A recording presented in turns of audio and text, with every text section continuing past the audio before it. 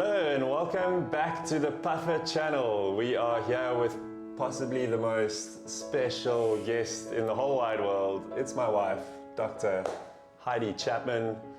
She is not only a fantastic chiropractor, we're actually sitting in her office right now in the Vaticans, but she also has a passion for female health and hormones, and we often have interesting discussions and chats at home.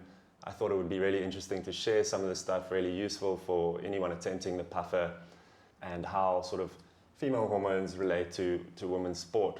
A lot of research around female sports and athletes is lacking, especially when it comes to hormones, but let me not say too much. Heidi, thanks for joining us today. She got up early on a Sunday morning. I know I'm going to pay for that later. I also didn't pay him to say anything nice about me. Yeah. Why don't you tell them a little bit more about female hormones and the lack of research around them? So, females in sport, we only saw a big increase in women going into the sport space in about the 70s. So, in terms of research, we're a couple decades behind men in sport. Yeah. But unfortunately, like a lot of the guidelines we still have that we're using on women today are based on studies that only included men.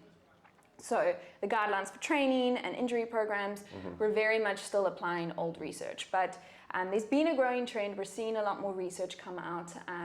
There's a very, very cool TED Talk by Dr. Stacey Sims. And she... About to do a TED Talk. I can tell. So she's a female athlete researcher. Yeah. And when she was a student, she went into a study. And the study required her to run for 2 hours non-stop on a treadmill 1 week, and then repeat the same the following week. And the first week, she said she had a lot of energy, a lot of endurance, was able to do it without needing water, and everyone was very impressed. Yep. Week 2 came around, suddenly she was struggling, she didn't have the energy levels to maintain the run.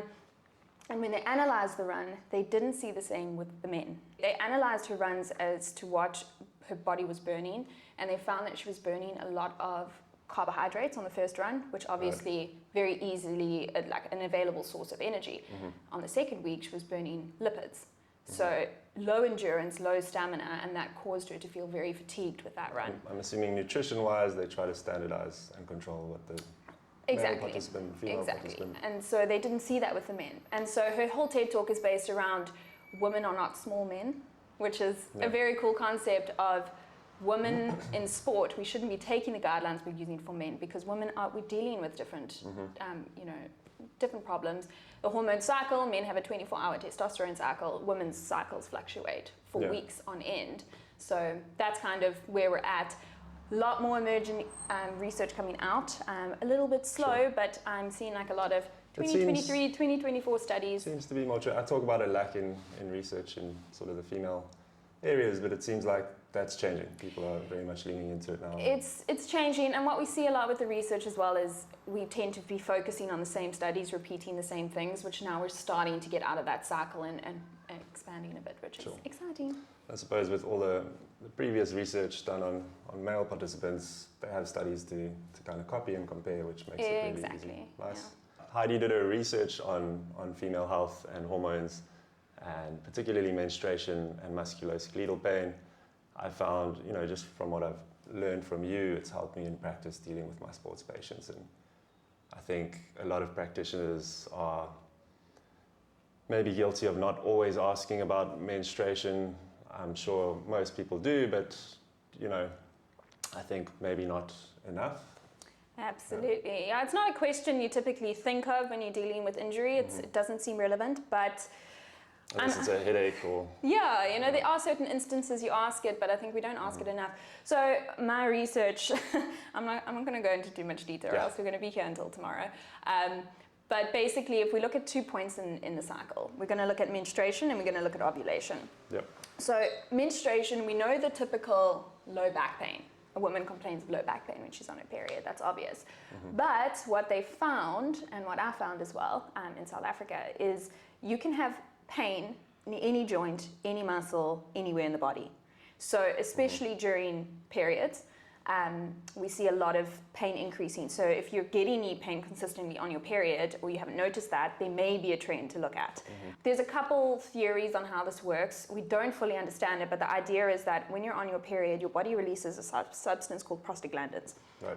The function of that is to contract the uterus, contract the muscles, stop blood supply, so that it helps to shed lining and to also reduce excessive bleeding. Okay.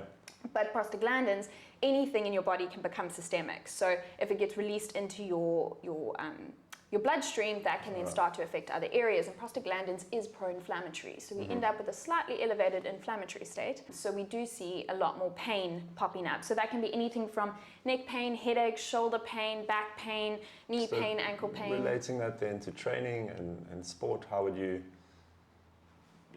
deal with that? Are you training differently at different times of the month? Are you looking more into certain recovery, nutrition? So it can be. I think the first thing is to identify if there are any trends and patterns. So that's going to look different for everyone. The most common areas that we see pain is generally spinal. Neck pain is very common. Shoulder pain was very common.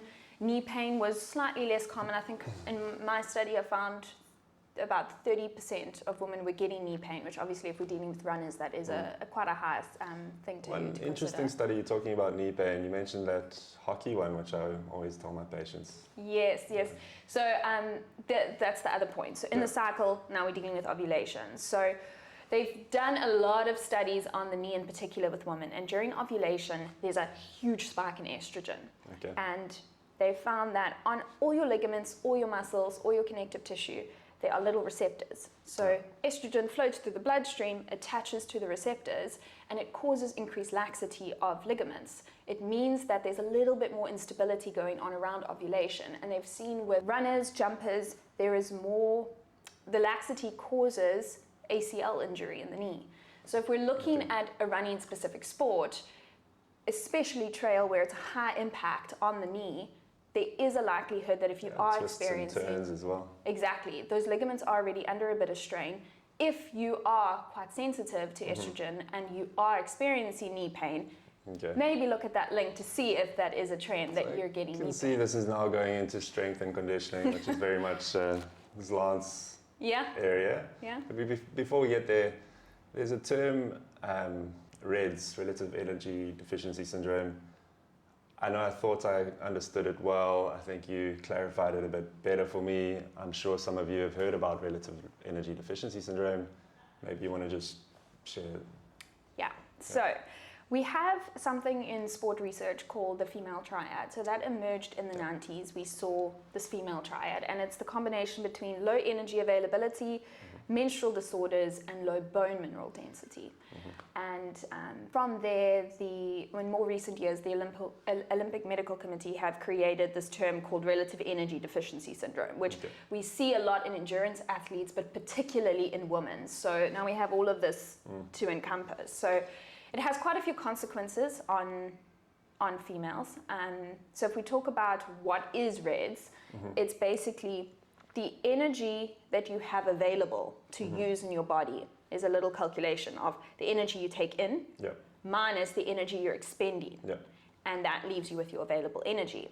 If you're in a deficit where you're not getting enough intake compared to what you're doing with output, you can end up in a state where there becomes dysfunction and you're more prone to injury, your training won't be efficient. So now relating to what you said earlier, you've got female runners following male research, and you have this imbalance. So there's quite an imbalance, and especially with something like ultra running, where there's very high energy demand that's needed for training and recovery, we end up with these deficits. So what we're looking at is, we look at low energy, there's knock-on effects in terms of your recovery, and you're more prone to injury, your training won't be efficient, and if you're not training efficiently, you're not racing efficiently. So we need to look at that balance. The other thing we want to look at is the menstrual disorders, which become very, very prevalent. So we're talking about things like amenorrhea, which is not getting your period at all.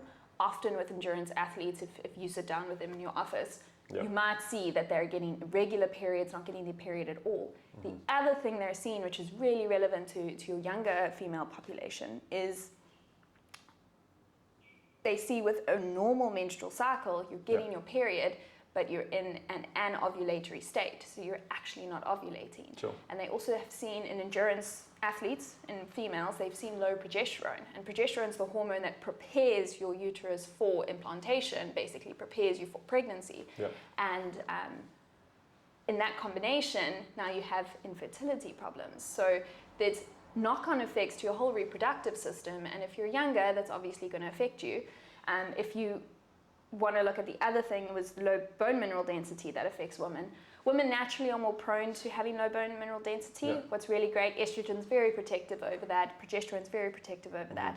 If you now have hormone imbalances and you're not getting enough nutrition, Right. you will have reduced bone mineral density. Okay, so I'm going to stop you there. I know you can keep going on and on. Heidi's actually recently launched an Instagram page. We'll put it in the description below. It's at Dr. Heidi Chapman. Yeah. Yeah. So if you're interested, there will be a lot more information going out on there. I think before we finish, maybe you can just sum up, all the solutions. So what does a female athlete do to prevent these things happening?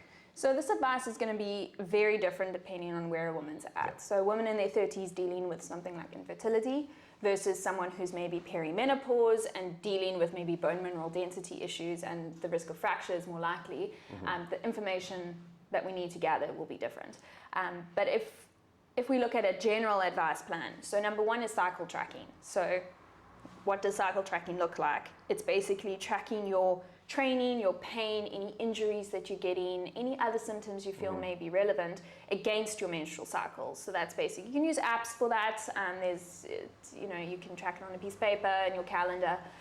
So it's just really seeing if there are any trends, and from there you can alternate your training. So if you're noticing a lot of knee pain around ovulation on the mountain, your knees taking high impact, maybe around that time you change it up, do easier runs, flatter runs, road runs, or go into strength training where you're not so concerned about the high impact. These apps are gathering data as well. Yeah, absolutely. Nice. And then that brings me kind of into the strength training. So I don't think I need to emphasize it more than what you have with runners, but strength training is essential. It needs to be done.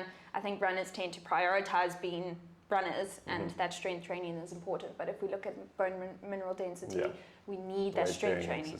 Weight-bearing exercise is absolutely important. So you can you can kind of use those two things against each other. So cycle track, see where your pain's popping up. If around your period you're getting really severe pain, you're struggling to run, change it up. Go to the gym, do a bit of strength at home, and that will help your bone mineral density. And the risk of fall on the mountain is a bit more likely than other sports. So you want to make sure that you don't have low density, you protect your bones, protect your... Awesome. Yeah, I think that's a lot of valuable information. In case you guys were wondering, this is what it's like at home. Wait, I'm not done. I'm not done. Nutrition. Okay, so wait, last one. I promise. I'm almost done. So the last thing is nutrition. You have to get that right. So if you don't have enough calorie intake, you will be more prone to developing something like relative energy deficiency. So you want enough calorie intake.